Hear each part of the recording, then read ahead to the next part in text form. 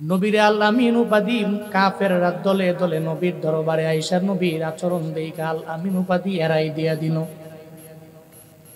কই মুহাম্মদের মতো আল আমিন বিশ্বাসী এই দুনিয়ার মধ্যে আর কেউ হতে পারে না, 2 নাম্বার কেউ হতে পারে না। সব টাকা পয়সা নবীর দরবারে নিয়ে যায়, এই টাকা পয়সাগুলো নিয়ে নবীর দরবারে আমানত রাখে, বলে সবাই মাইরা দিলেও মায়ান নবী মারতে পারে না, মানে মুহাম্মদ মারতে পারে না।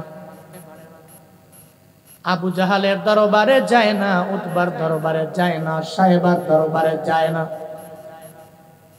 নবীর কাছে আমানত রাখেন, কারণ জানে মুহাম্মদ জীবনে কোনোদিন আমানতের খেয়ানত করতে পারে না। সব লোকেরা আমার নবীরে আল্লাহ আমিন বলল, নবীরে সত্যবাদী বলল, নবীর ব্যাপারে ভালো টেক যখন লাগায়া দিল। হঠাৎ করে হেরা গুহায় আমার মায়ার নবী যখন ধ্যান করলেন, জিব্রাইল আসলেন, নবীরে চাপ দিলেন, বললেন ইকরা, নবী পড়ুন। নবী বলে আমি পড়তে পারি না। যেই হেরা গুহা থেকে ইসলামের প্রচার, মায়ান নবী হেরা গুহা থেকে নাইমাইশা সঙ্গে সঙ্গে নবী দাওয়াত দিতে লাগলেন। গোপনে গোপনে দাওয়াত। আবু জাহাল তো আমার নবীর কথা মানতে রাজি না, উতবা নবীর কথা মানতে রাজি না, সাহেবা ওয়ালিদ ইবনে মুগিরারা আমার মায়ান নবীর কথা মানতে রাজি না। এরা অবাক হয়ে গেল, যেই মুহাম্মদের এতদিন পর্যন্ত ভালো মনে করলাম, এখন দেখি মুহাম্মদের মতো খারাপ আর এই দুনিয়ার মধ্যে কেউ নাই, কারণ সে আমাদের ধর্মের মধ্যে চুনকালি মাখায়া দিল। আবু জাহালের স্বার্থের মধ্যে বড় আঘাত লেগে গেল। স্বার্থে আঘাত লাগলে তো আবু জাহালের মাথাও গরম হয়ে গেল, উতবার মাথাও গরম হয়ে গেল, সাহেবার মাথাও গরম, ওয়ালিদ ইবনে মুগিরার মাথাও গরম। এখন কয় মুহাম্মদের দল বেড়ে যাবে, আমাদের দল ছোট হয়ে যাবে, কারণ আবু জাহালের চরিত্র ভালো না, আমার মায়ান নবীর চরিত্র ভালো কি ভালো না? হ্যাঁ, আবু জাহালের চরিত্র এত পরিমাণে খারাপ, আমার মায়ান নবীর চরিত্র এত সুন্দর, যেই চরিত্রের সার্টিফিকেট দুনিয়ার কোনো মানুষ দেয় নাই, ওই চরিত্রের সার্টিফিকেট দিয়েছে একজন, চিন্না বলো তার না।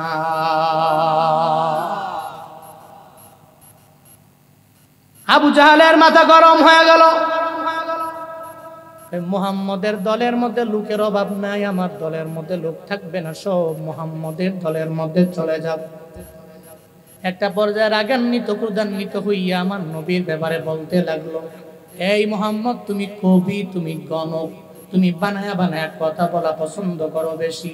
একটা পর্যায়ে আমার মায়ান নবীরে বলতে লাগলো, তুমি হলো জাদুকর, তুমি জাদু ছাড়া কোনো কিছু দুনিয়ার মধ্যে বুঝো না, তুমি যাই বানায়া বানায়া বলো, বারবার তোমার আল্লাহর নামে তুমি বলো। একটা পর্যায়ে আমার মায়ান নবী আর মুসলিম যেই সমস্ত সাহাবায়ে কেরাম, এদের সাথে খারাপ আচরণ যখন আরম্ভ করে দেয়, আবু জাহাল, উতবা, সাহেবা, ওয়ালিদ ইবনে মুগিরারা এরা খারাপ আচরণ যখন করতে লাগলো, এমন একটা হালাতে আমার মায়ান নবীরে যখন বারবার খারাপ ঠেক লাগায়, আবার পাশাপাশি আমার মায়া নবীর উপরে উটের নারী বুড়ির এই সমস্তগুলো আমার নবীর উপরে চাপায়া দেয়। নবী সুন্দর করে দাঁড়াইতেও পারে না, বিভিন্ন সময়ে নবী কথা বললে ঠাট্টা করে, বিদ্রোহ করে, উপহাস করে। আমার মায়া নবী এক জায়গা থেকে যখন আরেক জায়গায় যায়, আবু জাহালেরা আমার নবীরে, এদের দল বলেরা যাইয়া আমার নবীর উপরে পাথর মারে। নবী এই বিদ্রোহ দেখে নবী নিজে ভেঙ্গে পড়লেন, হতাশার মধ্যে পড়ে গেলেন। আল্লাহ কয়ে, জিবরাইল, আমার নবী হতাশায় পড়লে হবে না, আমার নবী বিপদের মধ্যে পড়ার পরে ডিপ্রেশনের মধ্যে নবী করতে পারে না। ও জিবরাইল, যাও আমার নবীর দরবারে সূরা ইনশিরাহ নিয়ে যাও, আর নবীরে গিয়া জানায়া দাও, চিন্তা করার দরকার নাই, আমি আমার মায়া নবীর দাম এত পরিমাণে বাড়ায়া দিলাম। আমার নবীর দাম 40 বছর নবুয়তের আগে যেমন আমি আল্লাহ দিলাম, 40 বছর নবুয়ত পাওয়ার পরে মৃত্যু পর্যন্ত ওই নবীর দাম আমি আল্লাহ বাড়ায়া দিলাম।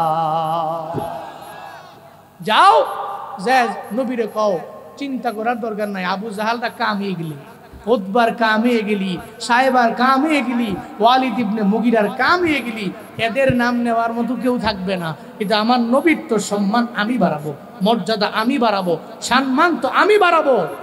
আবু জাহালের নাম নেওয়ার মতো কেউ নাই, মুহাম্মদ সাল্লাল্লাহু আলাইহি ওয়াসাল্লামের নাম নেওয়ার মতো লোকের অভাব আছে। কথা বলতে হবে, অভাব আছে। আল্লাহ কয় নবী আমার চিন্তা নাই, সব দলের লোকের আপনাকে বারবার বারবার কটূক্তি করার পর আপনি চিন্তা করবেন না।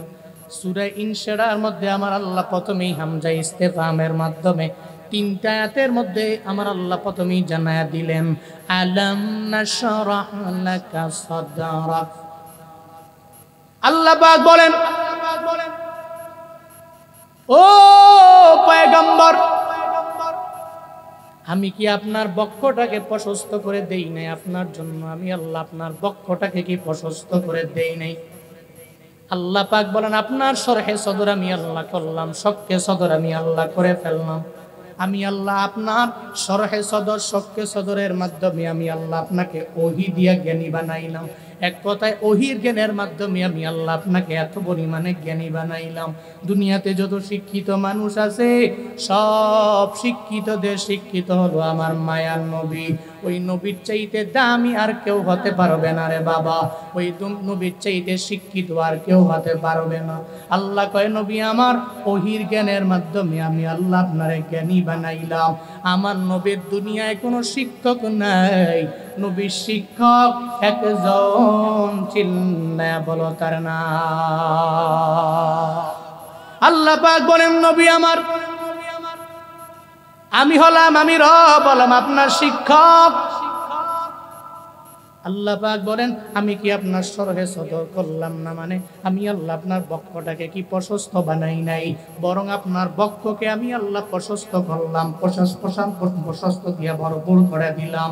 শুধু তাই না, আমি আল্লাহ আপনাকে এমন নবী বানালাম, যেই নবীকে আমি আল্লাহ শরহে সদর করার মাধ্যমে, মানে সিনা চা করানোর মাধ্যমে এত পরিমাণে আমি আল্লাহ পবিত্র বানায়া দিলাম।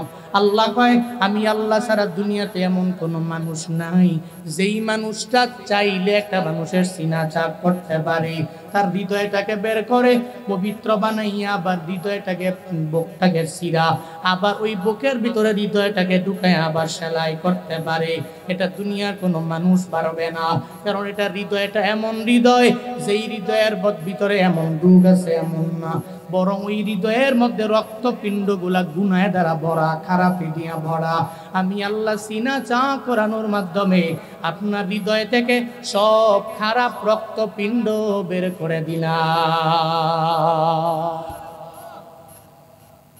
সব খারাপ রক্তপিণ্ড আমি বের করেছি আপনার ভিতর থেকে। আমি কি আপনার সদর, আপনার সিনা চাক, আপনার বক্ষ কি প্রশস্ত আমি কি করিনি? কে বলতেছেন? আরো জোরে বলতে হবে, কে বলতেছেন? কাকে বলতেছেন? আপনি উঠছেন কেন? কই যান? জিজ্ঞেস করেন, উনি কই যায়? হ্যাঁ, 1 নাম্বার না, 1 নাম্বার হলে যাওয়া যাইব, নাহলে ধইরা বয় দিব। সিনাচাক কে করছেন? জিব্রাইলের মাধ্যমে আল্লাহ করছেন। আল্লাহ কয়, আমি কি আপনার সিনাচাক করি নাই? আমি কি আপনার অন্তরটাকে, হৃদয়টাকে, আমি আল্লাহ কি আপনার বুকটাকে প্রশস্ত করে দেই নাই? অবশ্যই তো দিয়েছি। আর আল্লাহ চাইলে যে কোনো ব্যক্তিকে এটা করতে পারে। আল্লাহ সেই পাওয়ার আছে না নাই? কথা বলতে হবে, আছে না নাই? সূরাতুল আনআমের 125 নম্বর আয়াতের মধ্যে আল্লাহ বলেন, ফামান ইউরিদিল্লাহু আইয়াহদিয়াহু ইয়াশরাহ সাদরাহু লিল ইসলাম। আল্লাহ পাক বলেন, আমি আল্লাহ যখন চাইবো কোন বান্দারে পথ দেখায়া দিব। আমি আল্লাহ যদি চাই কোন বান্দারে আমি আল্লাহ হিদায়াতের পথের মধ্যে নিয়ে আসবো। ইয়াশরাহ সাদরাহু লিল ইসলাম, আমি আল্লাহ বান্দার বক্ষটাকে ইসলামের জন্য প্রশস্ত করে দেই। পড়েন সুবহানাল্লাহ।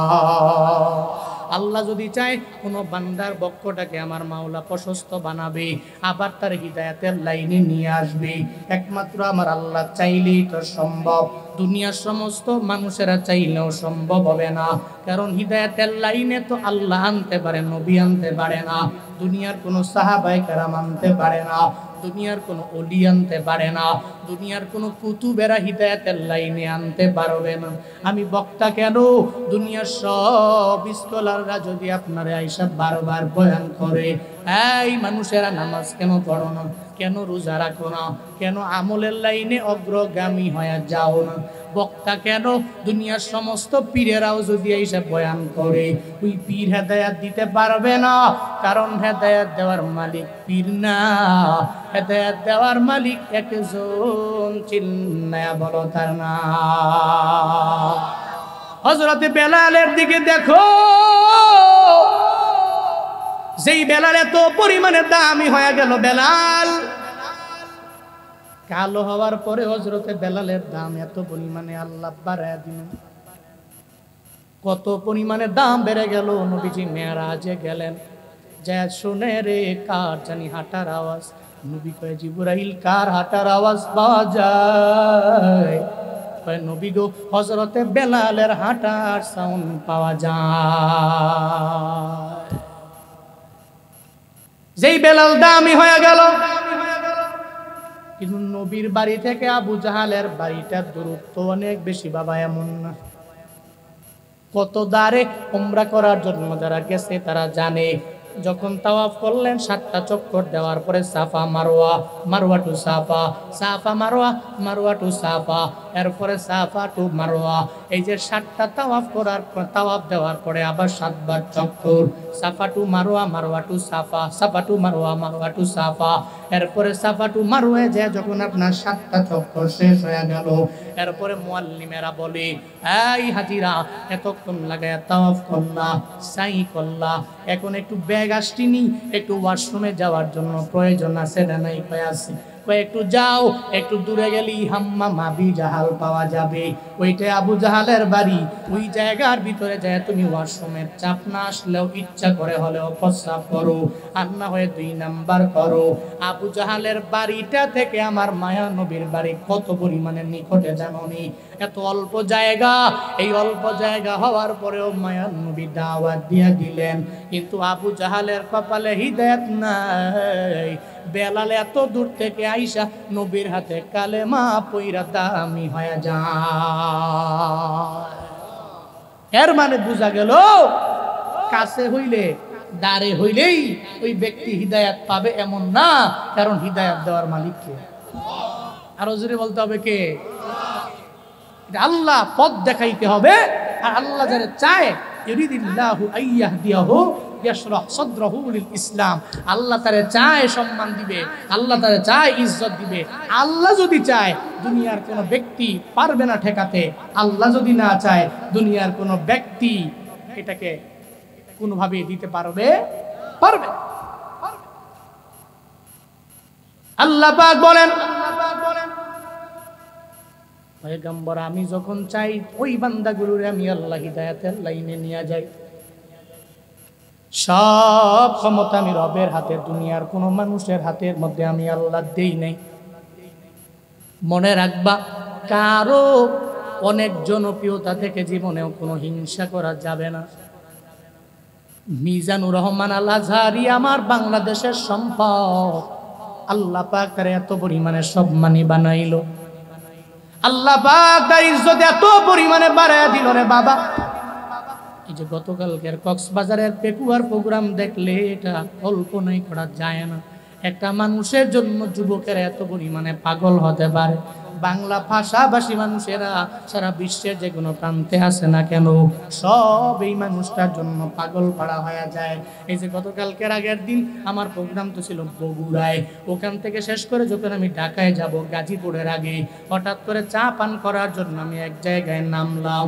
আমারে বলতেছে হুজুর আজারির মাহফিলে যাবেন কিনা আমারে বলেন, যদি যান আপনার গাড়ি দিয়ে আমারে নিয়ে যান।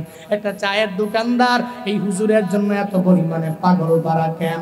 আবার এগুলা দেইগা আমরা বাংলাদেশে সুন্নি নামধারী কিছু আলেম আছে, নিজের সুন্নি মনে করে, দেখবেন মাঝে মাঝে দেখবেন বিভিন্ন জায়গায় জায়গায় গিয়া বলে অনেক বেশি মানুষ হইলেই তো কবুল। এ বিষয়টা এমন না, মানুষ আছে মাত্র 20 জন, এই 20 জনের ভিতরে একজনে যদি ভালো হয় তাহলে কবুল হয়ে যাবে।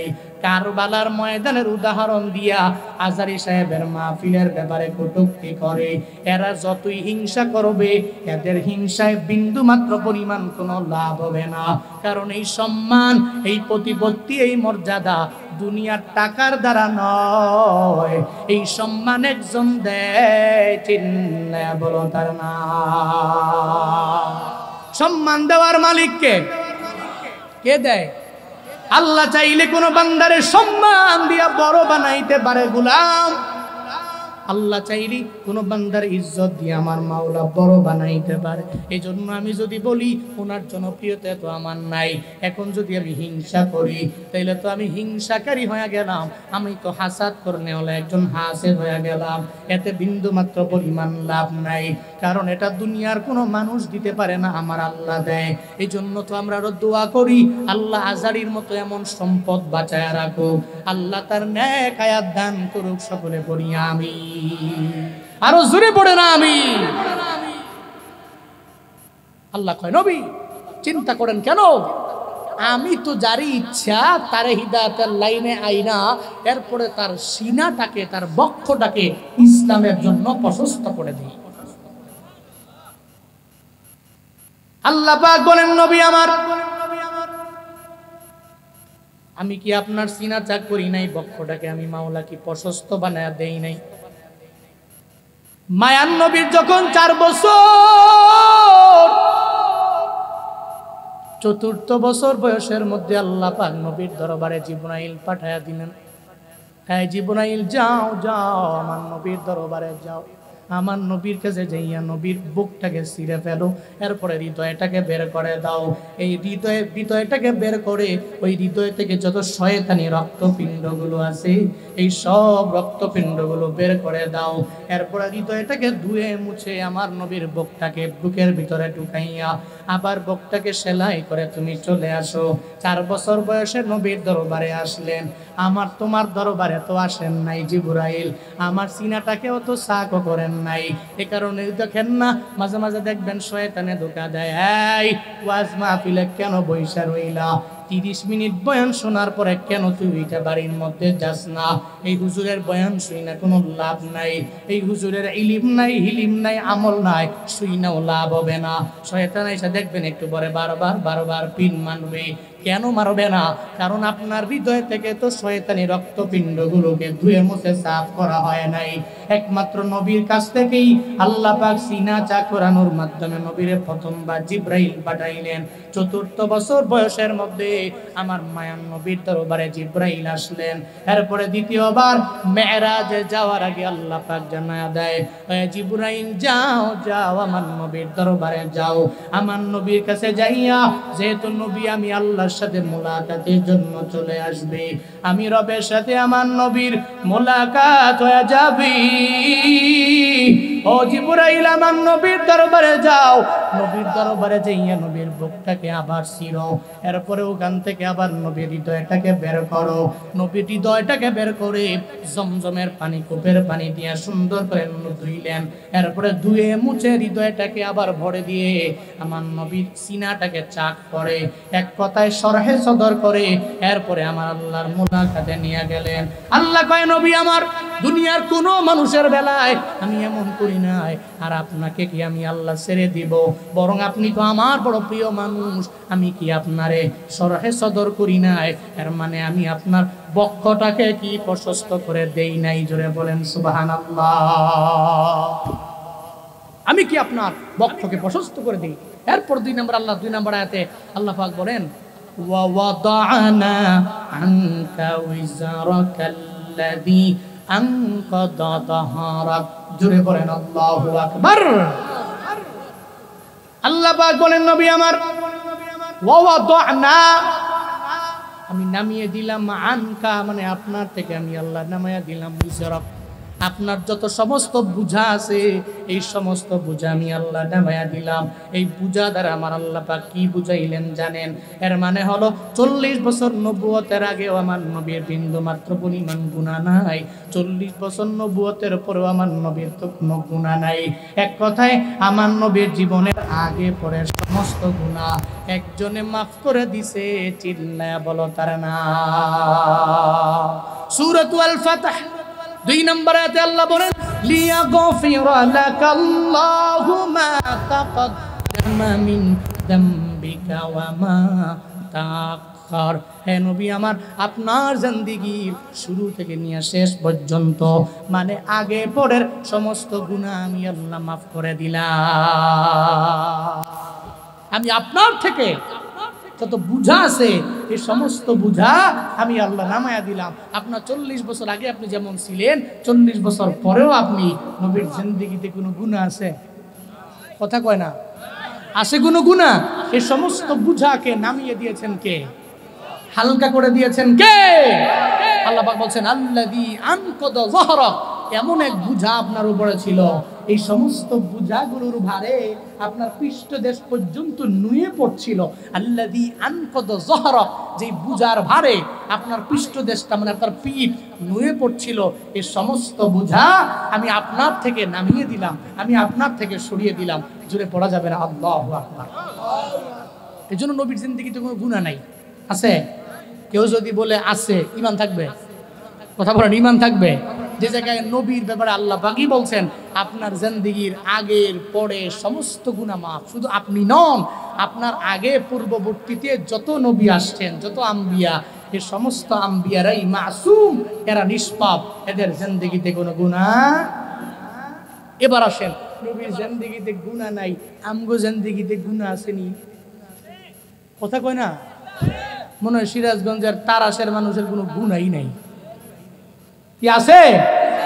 তাহলে যদি গুনাই থাকে তাহলে আখিরি মুনাজাত দেওয়ার আগেই দৌড় কেন? এর মানে বোঝা গেল আপনার গুনাহও নাই, দোয়াও লাগতো না। যার গুনাহ আছে তার দোয়া লাগে, ঠিক কিনা? দেখবেন পুরা বয়ান শুনবে, দোয়ার আগে দৌড় দিবে, এরকম পাবলিকও আছে না?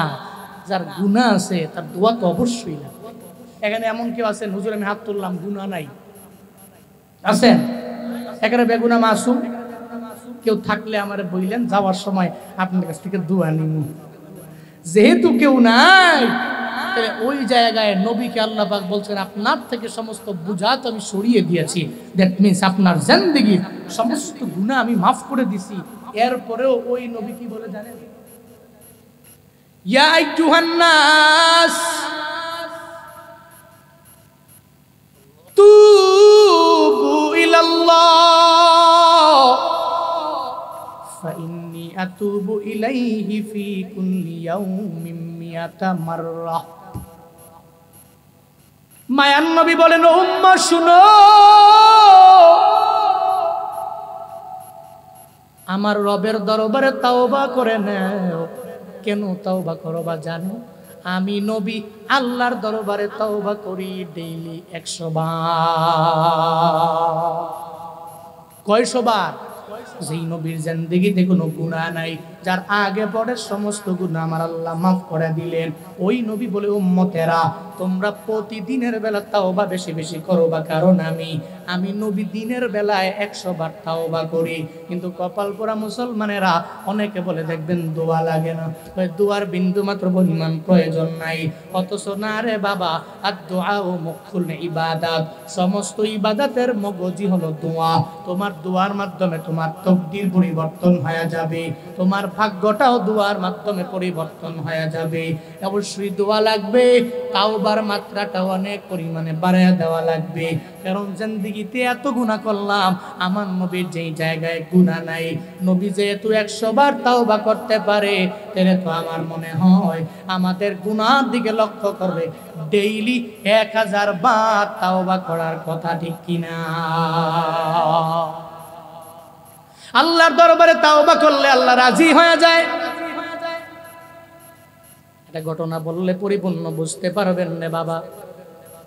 জিন্দেগীর আপনার সমস্ত গুনাহ আমার আল্লাহ চাইলে মাফ করে দিতে পারে, আল্লাহ যদি না চায় কেউ মাফ করতে পারবে? পারবে?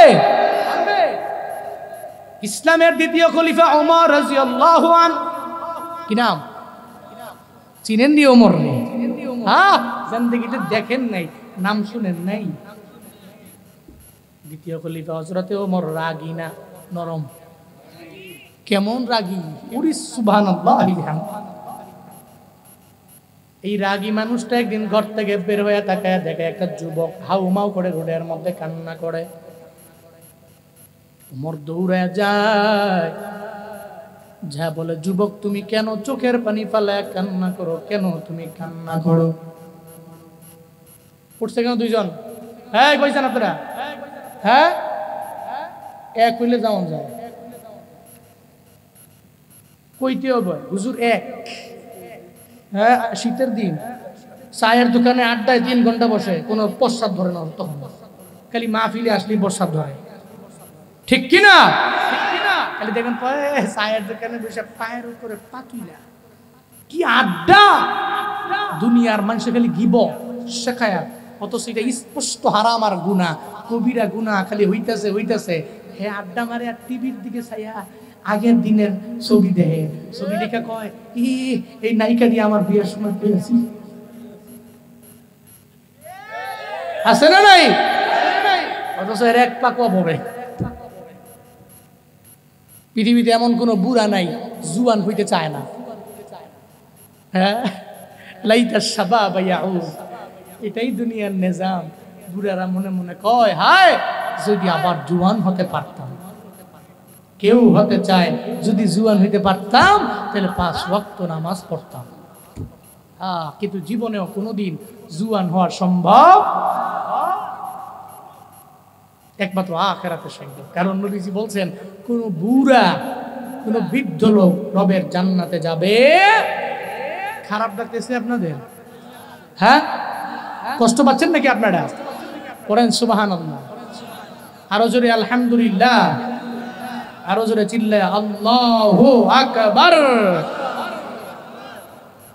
না, আপনারা কোথায় গেছেন না? একজন ব্যক্তি দাঁড়ায়া, যুবক মানুষ, জুয়ান পোলা দাঁড়ায়া তাকবীরের স্লোগান দিবা। একজন দাঁড়াও দি, আল কোরআনের আলো, আল হাদিসের আলো, দিন ইসলাম, দিন ইসলাম।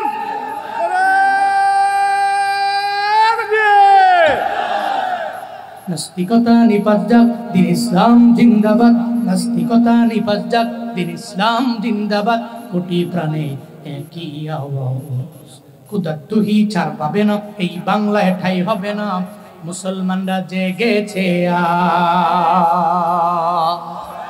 জোর কদমে সামনে চলো, বজ্র কণ্ঠে আওয়াজ তুলো, সবাই মিলে একই তালে দাও না স্লোগান, লিল্লাহে তাকবীর, নারায়ে তাকবীর। দিন ইসলাম, দিন ইসলাম কায়েম হোক, কায়েম হোক।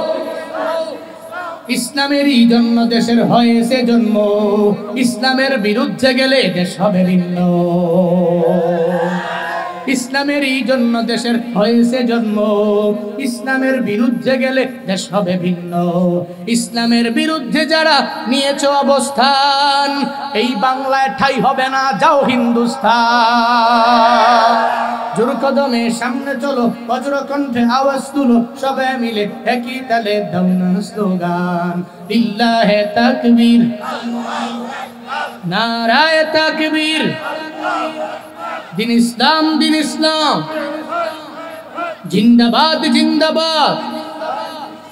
মুসলমানের এই দেশেতে ইস্কন্দের ঠাই নাই, ইস্কন্দের পক্ষে যারা এদের কোনো রক্ষা নাই। মুসলমানের এই দেশেতে ইস্কন্দের ঠাই নাই, ইস্কন্দের পক্ষে যারা এদের কোনো রক্ষা নাই। এই দেশেতে থাকতে হলে কোরআন মানতে হবে, কোরআন না মানবে যারা বিতাড়িত হবে।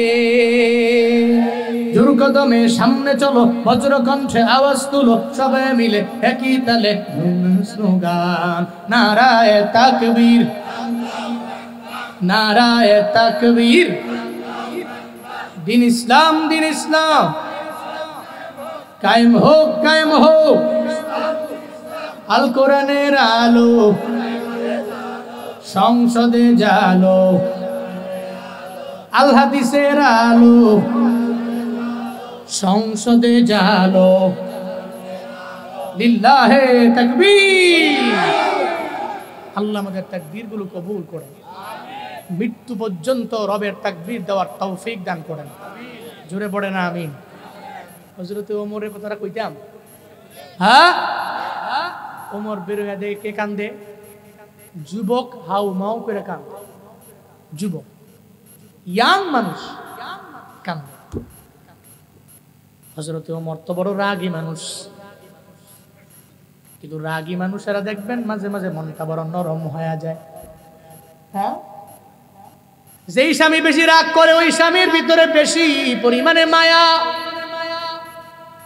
ও তারা সের আম্মা জান, যদিও মাঝে মাঝে আপনার স্বামী আপনারা ধমক দেয়, যদিও রাগান্বিত হয়ে যায়, ক্রোধান্বিত হয়ে যায়, মনে রাখবেন গো মা, আপনার স্বামী আপনারে বড্ড পছন্দ করে, ভালোবাসে। আপনি এটা মনে করবেন না একবার ধমক দিলে আপনারে তাড়াইয়া দিল, এমন না। মাঝে মাঝে ধমক দিবে, আবার মাঝে মাঝে আদরও করবে, স্নেহের ডাকও দিয়ে দিবে।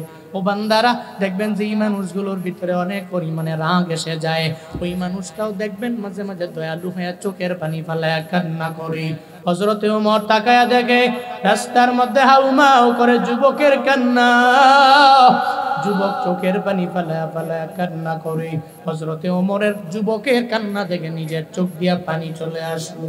যুবকেরে বলে, যুবক রে, কেন তুমি চোখের পানি ফেলায়া কান্না করো? বলে, আমি অনেক বড় পরিমাণে গুনাহ করে ফেললাম, এজন্য আমি কান্দি, আমার গুনাহের ভয়ে আমি চোখের পানি ফেলায়া কান্না করি। এটা বলার পরে ওমর বলে, তুমি বলো না কি গুনাহ করলা, আমারে জানায়া দাও। যুবক ওমরের বলতে চায় না। হযরতে ওমর চোখের পানি মুছতে মুছতে মুছতে আমার মায়ার নবীর সামনে রওনা। আমার নবীর সামনে যখন যায়, নবী তাকায়া দেখে হযরতে ওমরের চোখের মধ্যে পানি দেখা যায়। নবী কয়, ওমর রে, জীবনে কোনোদিন তোমার চোখের মধ্যে আমি পানি দেখলাম না, কেন তুমি চোখের পানি ফেলায়া কান্না করো, আমি নবীরে জানায়া দাও। হযরতে ওমর বলে, নবী আমার, আমি ওই যুবক এটা দেখে আসলাম রাস্তার মধ্যে হাউমাউ করে কান্না করে, তার কান্না দেখে আমি নিজেও চোখের পানি ফেলায়া ফেলায়া কান্না করলাম। মায়ার নবী কয়, রে ওমর, যুবক কেন কান্না করে? নবী গো, যুবক আমারে বলে নাই কেন চোখের পানি ফেলায়া কান্না করে, আমারে বলে নাই। মায়ার নবী কয়, ওমর যাও যাও, যুবকের দরবারে যাও, যুবকের দইরা আমি নবীর সামনে আইনা বসাইয়া দাও। হযরতে ওমর গেলেন, যুবকের দইরা নবীর দরবারে আনলেন। যুবক কান্না করে। মায়ার নবী কয়, যুবক তুমি কেন চোখের পানি ফেলায়া কান্না করো? কয়, নবী আমার, আমি অনেক পরিমাণে বড় গুনাহ করলাম, এজন্য ওই গুনাহের ভয়ে আমি চোখের পানি ফেলায়া ফেলায়া কান্না করি। মায়ার নবী কয়, রে যুবক, তুমি এত পরিমাণ বড় গুনাহ করলা যার কারণে কান্না করো? কয়, অনেক পরিমাণে গুনাহ বড়। কয়, তোমার গুনাহ বড় নাকি আমার মাওলার আরশ বড়? কয়, আল্লাহ নবী গো, আমার গুনাহ বড় না, আমার গুনাহ বড়, আল্লাহর আরশটা আমার গুনার চাইতে বড় না। আমার মায়ার নবী কয়, যুবক তোমার গুনাহ বড় নাকি আমার মাওলার কুরসিটা বড়? কয়, নবী গো, আমার গুনাহ বড়, আল্লাহ তাআলা যেই কুরসির মধ্যে বসে ওই কুরসিটা বড় না। তাহলে তুমি কি গুনাহ করলাম? শিরকের গুনাহের মধ্যে লিপ্ত হলা কিনা, অথবা তুমি কোনো কুফরি করলা কিনা, অথবা কাউরে মেরে ফেললা কিনা? যুবক জানায়া দেয়, নবী আমার, আমি কাউরে মারি নাই, আমি কাউরে হত্যাও করি নাই গো নবী আমার, আমি কারো মনের মধ্যে আঘাত দেই নাই গো পয়গম্বর। তবে আমি কি করেছি জানেন?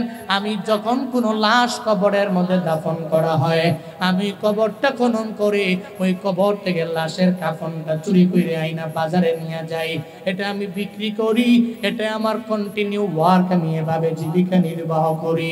একদিন আমি গত 4-5 দিন আগে একটা কবরের মধ্যে যখন যাই, মাটি সরে যখন কবরের মধ্যে আমি ঢুকে গেলাম, আমি ঢুকার পরে দেখি ওই কবরের মধ্যে একটা যুবতীর লাশ দেখা যায়। শয়তানের ধোঁকায় পড়ে গেলাম। আমি মনে মনে ভাবলাম কাফনটা চুরি করার পরে এই মহিলাটার সাথে জেনা করতে পারলে দুনিয়ার কেউ আমারে দেখবে না। আমি ওই কবরের মধ্যে ওই মহিলার লাশ থেকে কাফনটাকে বের করেছি। আমি কবরের মধ্যে ওই মহিলার সাথে জেনা করেছি। ও পয়গম্বর, জেনা করার পরে যখন আমি উঠব, কাফনটা নিয়ে কবর থেকে যখন বের হয়ে আসব, আমি যখন মাটি চাপা দিয়ে চলে আসবো, এমন একটা সময় যখন হয়ে গেল, কে যেন গায়েব থেকে আওয়াজ দেয়, একটা অদৃশ্য থেকে সাউন্ড আমি পেয়ে গেল। আমার ডেকে বলে, রে যুবক, তোর কি ঘরের মধ্যে মাও নাই? তোর কি ঘরের মধ্যে বোনও নাই? তোর কি কেউ নাই যার জন্য বিন্দু মাত্র মায়াও তোর মনের মধ্যে নাই? আমার এলাকার লোকেরা, আমার মা বাবা পরিবার আমার কষ্ট করে করে করে এই কবরের মধ্যে আমারে শুয়ে দিয়া গেল। এদের চোখের মধ্যে পানির অভাব নাই। এরা আমারে গোসল করাইয়া, জীবনের শেষ গোসল দিয়া কাফন পরাইয়া এরপরে দাফন কাজ সম্পাদন করে এরা চলে গেল। ও যুবক রে, তুই আমার সাথে জেনার কাজের মধ্যে লিপ্ত হয়ে গেলা, আবার আমার অপবিত্র বানাইয়া যুবক তুই কোন দিকে রওনা হয়ে যাও? ওই নবীর দরবারে বলে, হুজুর আমি যখন উঠবো বাপ, আমারে বারবার ওই মহিলাটা আমারে বলতে লাগলো, মনে হয় একটা গায়েব থেকে আমি আওয়াজটা আমার কানের মধ্যে বেজে উঠলো মনে হয়। ওই মহিলা ডেকে বলে, ওরে যুবক, এই কবরের মধ্যে কি তোর আশা লাগবে না? একদিন এই কবরের মধ্যে তোরও আশা লাগবে। ওদিন যদি তোর সাথে কেউ অন্যায় করে তোর কাফনটাকে চুরি কইরা নিয়ে যায়, ওদিন তো চোখের পানি ফেলে কান্না করলেও না পাবে না। যুবক রে, কবরে কি আসবি না? একদিন কি তোর কবরের মধ্যে যাওয়া লাগবে না? হুজুর আমি এই কথা শোনার পরে এতদিন হয়ে গেল আমার পেটের মধ্যে আমি খাবার দিতে পারি না, আমি খাবারে বসতেও পারি না। কেন যেন মনে হয় মহিলাটা বারবার আমারে ডাক দেয়। একটা পর্যায়ে আমি যখন চিন্তা ভাবনা করলাম আমারও কবরের মধ্যে যাওয়া লাগবে, একদিন আমারও মরণ হবে, আমারও কবরের মধ্যে যাওয়া লাগবে। এই চিন্তা যখন আমার অন্তরে ঢুকলো, আমি মনে মনে ভাবলাম জীবনে আমি কাফন চুরি করার জন্য কবরের মধ্যে যাব না। আমি হাউমাউ করে চোখের পানি পালায়া পালায়া কান্না করতে লাগলো। আমার মায়ার নবী কয়, যুবক, একটা মানুষ কি এত পরিমাণে বড় গুনাহ করতে পারে? একটা কবরে গিয়াও ওই কবরে একটা মহিলার সাথে, লাশের সাথে জেনাও বুঝি মানুষ করতে পারে? এটা বলার পরে সঙ্গে সঙ্গে যুবকের আর বুঝতে বাকি নাই। আমার মায়ার নবীও বলে, আমার এই গুনাহটা অনেক পরিমাণে বড় গুনাহ। ওই আল্লাহর বান্দা দৌড়াইয়া পাহাড়ের চূড়ার মধ্যে গিয়া দাঁড়ায়া গেল। পাহাড়ের চূড়ায় দাঁড়াইয়া আমার আল্লাহকে বারবার ডাক দেয়, ও দয়ার মালিক, তুমি আমার রব, আমি তোমার গোলাম রে আল্লাহ। আমি অন্যায় করতে পারি, আমি গুনাহ করতে পারি, তুমি আমারে মাফ করে দিতে পারো। তুমি ছাড়া কেউ আমারে ক্ষমা করতে পারে না, তুমি ছাড়া কেউ আমারে মাফ করতে পারে না। ওই যুবকটা পাহাড়ের চূড়ায় দাঁড়ায় আমার রবের দরবারে আবদার জানায়। সমস্ত ইস্তিগফারের একটা লিডার আছে, ওই লিডারের নাম হলো সাইয়্যিদুল ইস্তিগফার। আল্লাহুম্মা আনতা রাব্বি লা ইলাহা ইল্লা আনতা খালাকতানি ওয়া আনা আবদুক ওয়া আনা আলা আহাদিক ওয়া ওয়া'দিকা মাসতাতা'তু আউযু বিকা মিন শাররি মা সানা'তু আবু'ু লাকা বিনি'মাতিকা আলাইয়া ওয়া আবু'ু লাকা বিযামবি ফাগফিরলি ফাইন্নাহু লা ইয়াগফিরুদ যুনুবা ইল্লা আনতা।